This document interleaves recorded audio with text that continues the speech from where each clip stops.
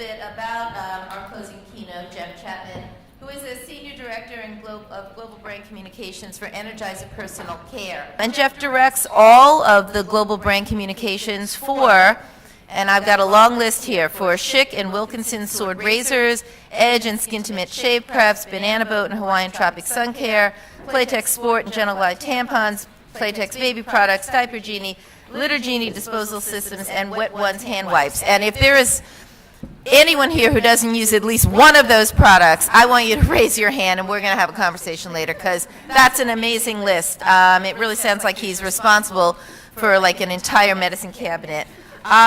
Jeff, just to make us all feel just a little bit envious of him, attended Harvard College as an undergrad, where I understand that he might have been the editor of the Harvard Lampoon. So just dwell on that for a moment. He has an MBA from Kellogg at Northwestern. He also has extensive agency experience. He worked at Leo Burnett, Y&R, J. Walter Thompson, prior to joining Energizer 7 years ago. And he certainly has a story that you're going to want to hear.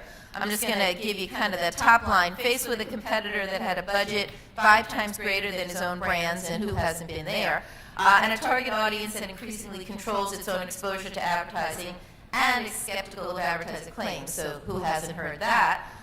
Jeff and his team really had to venture beyond conventional advertising and explore incremental new ways of taking a product to market. We're talking again about revolutionary change. We're talking about switching it up and finding those ways to connect. They settled on an approach that focused on branded content at the center of an integrated plan of earned, owned, and paid media. And I'm not going to say another word, but to ask Jeff to come on up. Well, that basically was the presentation. So it's all downhill from here. Let's see, last fall I gave a few days of internal brand communications training for our colleagues, and we had a professional moderator come in and do about half of the presentations, and I did the other half. And over the first couple days, I realized that all of my slots for speaking were just before lunch or just before the end of the day. And so I learned a thing or two, you would think, but now I'm looking at the watch. Not so sure. All right, I had a Masters of the Universe joke too, but Charlie took that one, so. Clean break. I'm going to talk about Schick and sort of the journey we went on in some of the areas that we've been talking about, maybe more theoretically up until this talk. Energizer is a challenger. You may not even know we're in personal care. Our batteries are more famous, of course. The batteries have been fueling investment in faster growing personal care categories, all of which are based in Connecticut, and that's the part that I work on.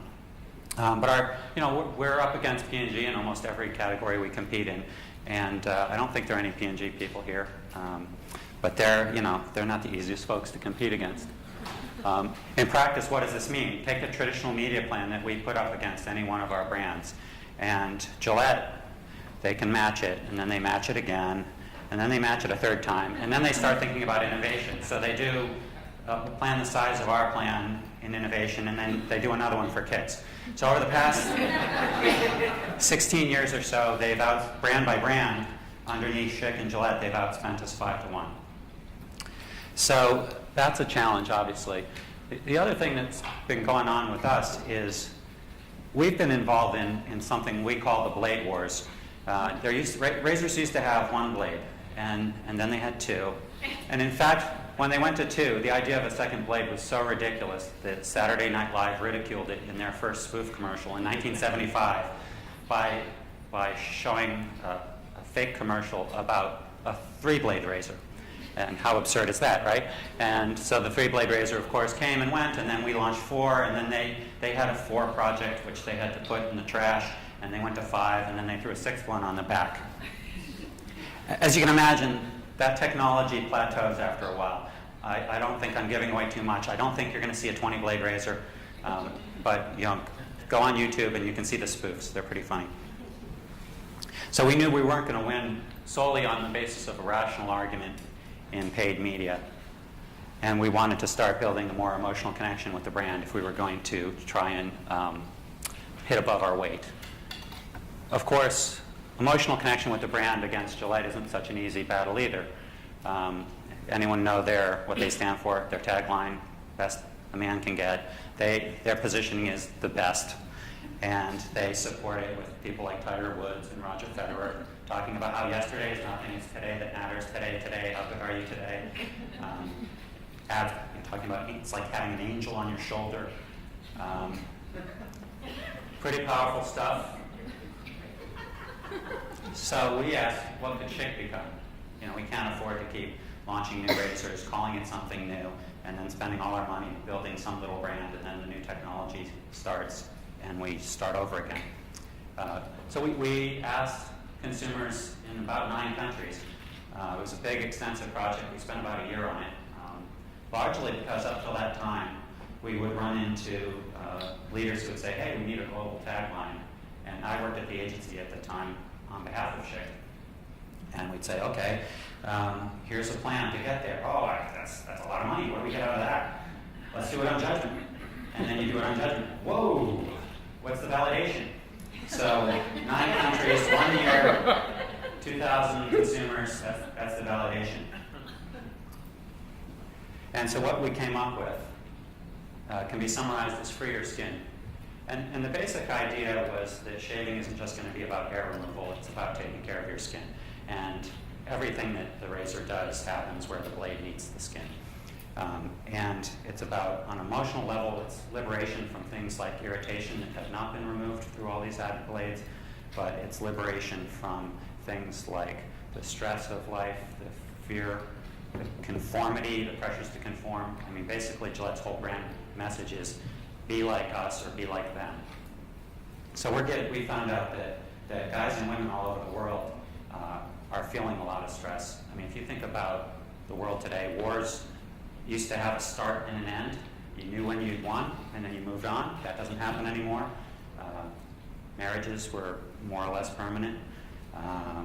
Jobs lasted for 20 years, maybe a career. None of that happens anymore. So this kind of pervasive stress was out there. And then at a category level, shaving wasn't helping. It was still an irritating hassle. And at the brand level, a lot of people were ready to call BS on this sort of like over the top, we're going to change your life by adding another blade sort of logic. So free your skin, how are we going to bring it to life? Well, we started with a product. We came up with our version of 5 blades. Now that's, we didn't go to 6. We just leveled the playing field at 5. Hopefully that'll, we can all just settle down and focus on 5 for a while. But one of the interesting parts of this process was translating this idea of skincare into a suitably masculine form. And skincare and water have a deep association, and a crashing wave for men was a dynamic form of water. It's purity, it's refreshing, but it also makes them feel like, okay, I can handle skincare in a razor without any questions about my masculinity. Which, some guys have that issue.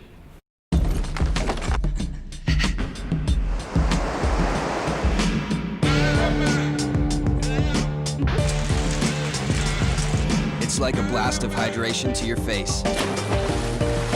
New Schick Hydro, a water-activated gel that hydrates your skin as you shave and lasts up to twice as long as ordinary strips, while 5 blades with skin guards smooth the skin to reduce irritation. It's the best shave for your skin. The new Schick Hydro. Free your skin. As an aside, you wouldn't believe the legal battles over that ad. We think of it as metaphoric communication, and when you're going up against someone who says the best a man can get on every single product they sell, you would think we could get away with that. Long struggle. At the end of the day, we have continued to use it.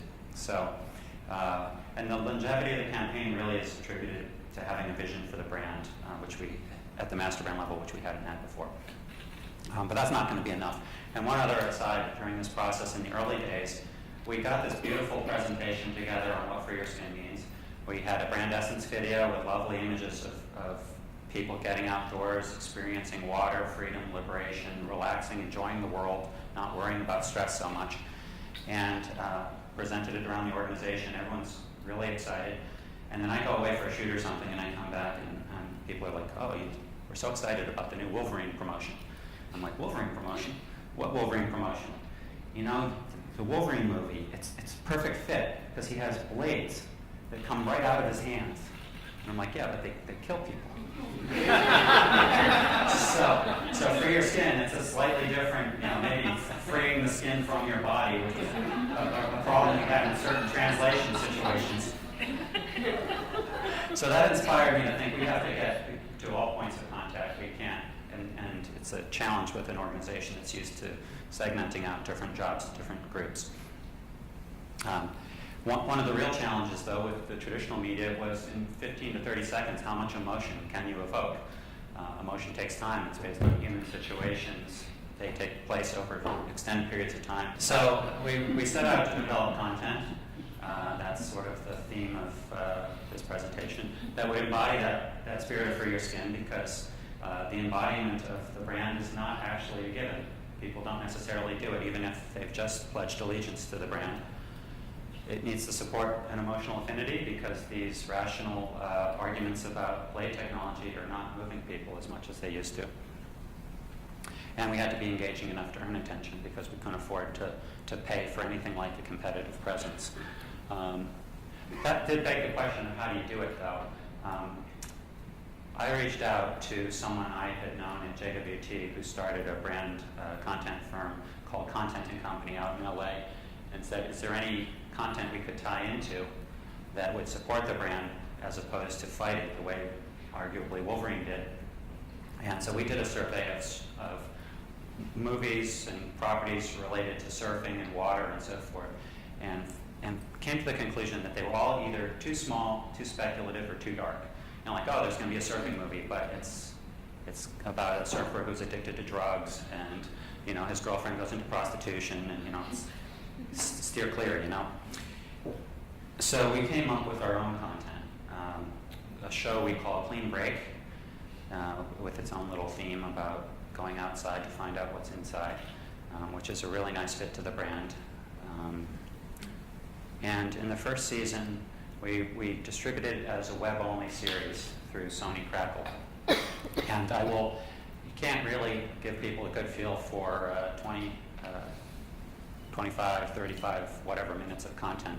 But we had about six-minute webisodes and another 6 or so behind-the-scenes kind of things.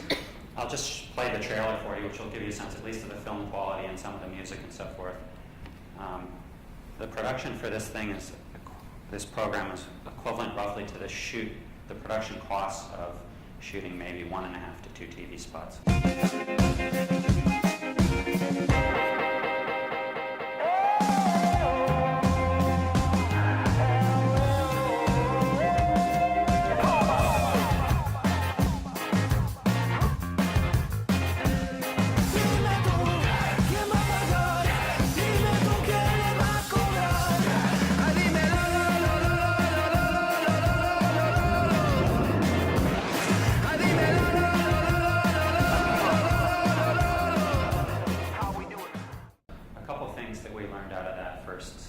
First effort.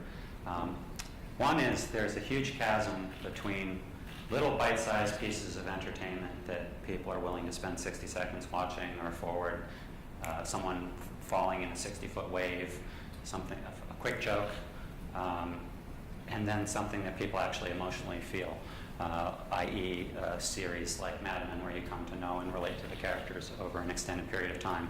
And frankly, I think this season largely fell into the gap in the middle. 6 minutes, you can't develop much of an arc, but nor can you give people a highlights reel, especially when your budget is roughly equivalent to the budget for a TV shoot.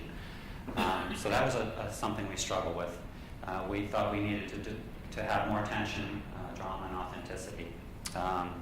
We did deliver good film look. People can shoot things with digital SLRs, and you have them all over the place, and a bunch of kids running around and GoPros on everyone's head, and you get a lot of beautiful footage. That wasn't a problem. It was more about story and character and how long we needed to be versus people's attention span online. Audience participation. We had a lot of grand ideas about hosting audience contests and casting videos and so forth and so on, and we found that takes a lot of time, and it takes scale, because you have to have people aware of all these things. For example, one of our shoot days was in Kern River, California, And we didn't really realize in advance that Kern River has something like 300 residents.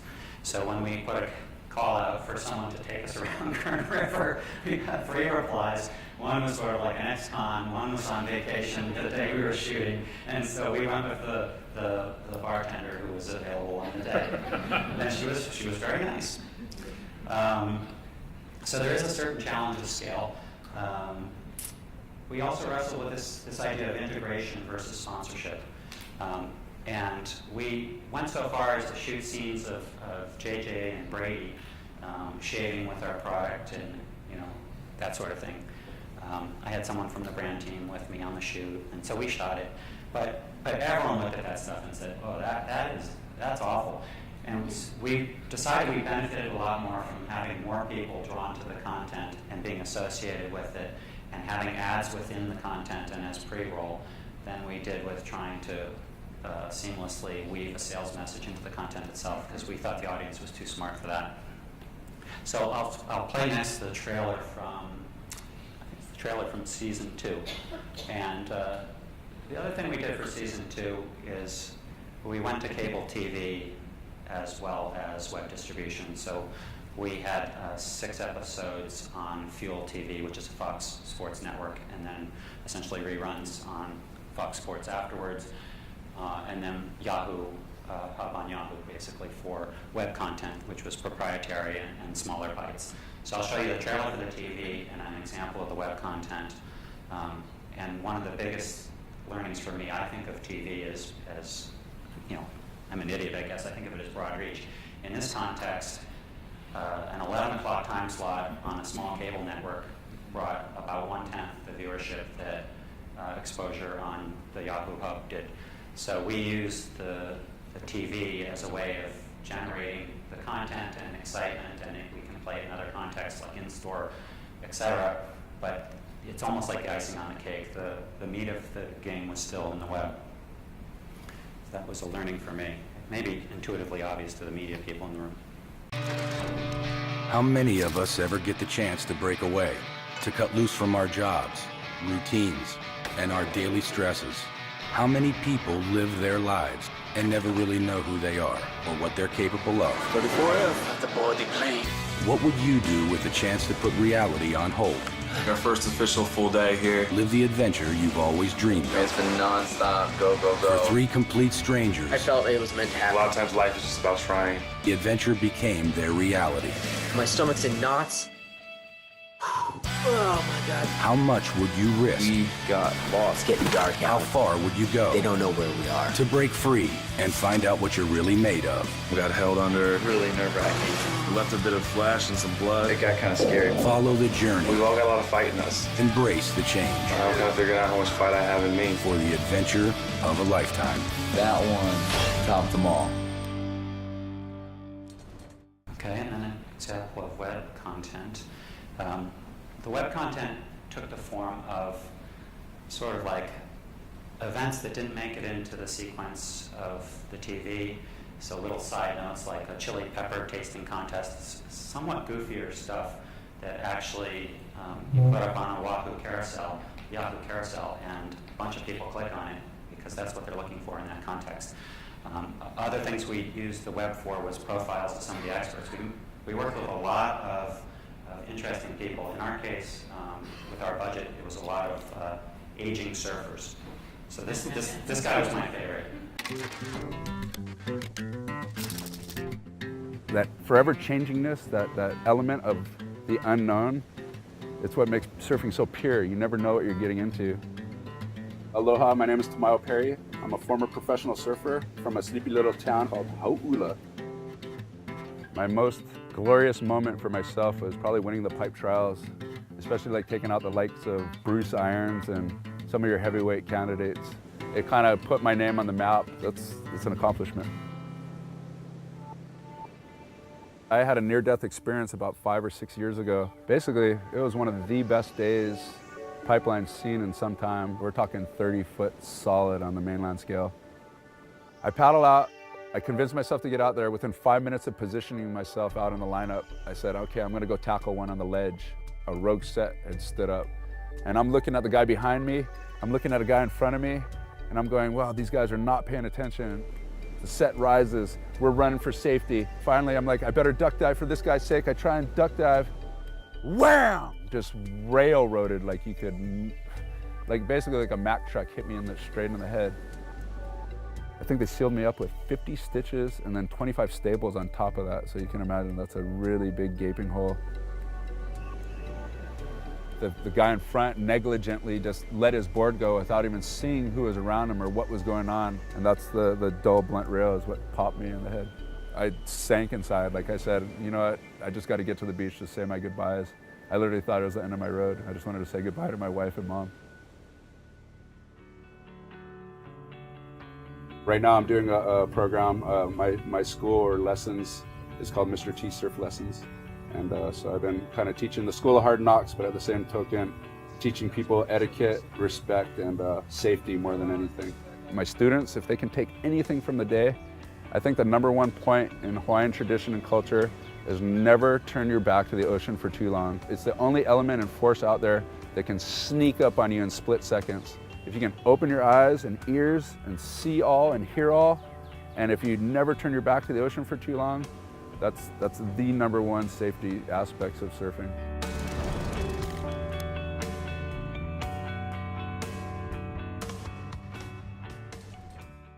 That's just a taste of the content. Can't really show you the 22-minute episodes. My personal opinion is the 22-minute episodes are pretty good if you've got nothing better to do. It's not going to compete with what's on AMC, and that has a lot to do, as much to do with budget really as anything else. But we use this content as the keystone, and I'm going to use the word ecosystem in a second. But we had it distributed through, just a warning, we had it distributed through Fuel, of course, in television, Yahoo, on the web. We have our own Facebook and so forth. And when people challenge the cost of the program, one of the things I say is 90% of the spend you would have spent anyway. You just would have spent your PR budget, your Facebook programs, all this stuff. You would have spent it without an engine of content to drive any kind of interest or awareness.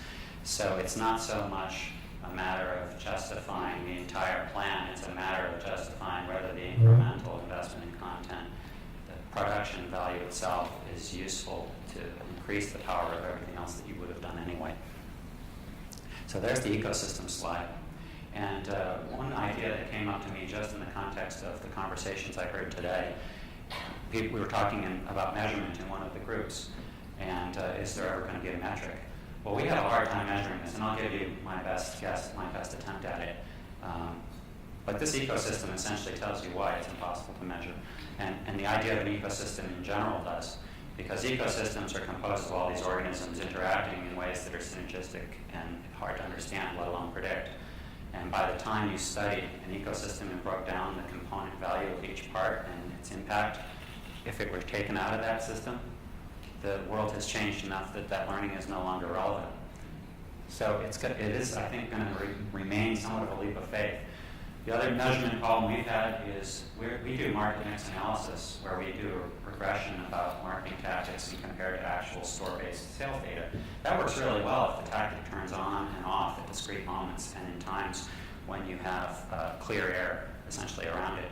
When you've got a program that's woven across 10 or 12 points of contact and it's in constant cycling from one season to the next, very difficult to get any clear read on that through the traditional means. I think that's somewhat inevitable of the way the world is going to market these days. So program results. So we had pre-roll ad views associated with this. So that's another way of going back to the people who are more traditional and just say, hey, look, this is bait, if you will, for advertising. It's another vehicle for distribution of our conventional advertising. Completion rates on Yahoo are as high as 92%, depending on the piece of content. So we think we got a lot better in terms of figuring out what people really want to look at in that environment. Facebook, Twitter impressions, 1 million sounds like a lot until you consider Facebook and Twitter, and it's really not very much. Part of the deal with Fuel and the Fox group was we made a small media buy, less than $500,000, targeted against the people we would want to have talked to anyway, and then we gave them free content. and that's what we brought to them. What they gave us was they promoted it on air, 150 promos a week as a Fox, as a Fuel series, which gave us authenticity. And then we had 5 30-second spots within the content, and then repeat schedules going forward. We had about 10 times the impressions that the paid part of the media bought. So the month we launched, sales went up 21%, which sounds great.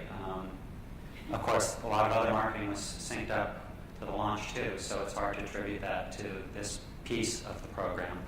So the other thing I looked at is what were the average sales in the 3 months before, the 3 months of the program, and the 3 months after. And so the 3 months before, it's indexed to the 3 months before. TV was running in those months, but Clean Break had not broken. Clean Break was layered in and all those activities on top, and we got an 8% bump on average for those months. And then when everything went off, it fell back.